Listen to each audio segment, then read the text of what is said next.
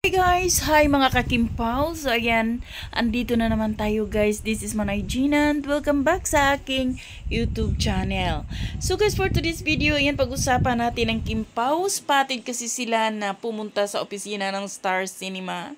At maraming nagsasabi na normal lang ba na pagbisita or talagang merong pag-uusap na naganap dahil nga meron ng kasunod ang My Love Will Make You Disappear.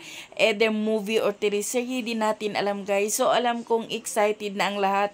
At syempre excited din tayo na malaman kung magkano nga ang gross income dito sa My Love Will Make You Disappear. So sabi nga ni Ripo Maloy at ni Dondon Sermino, may pa-Thanksgiving ang Star Cinema.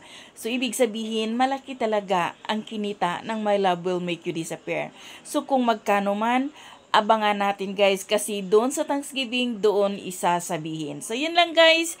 Thank you for watching. Until then, bye. God bless everyone.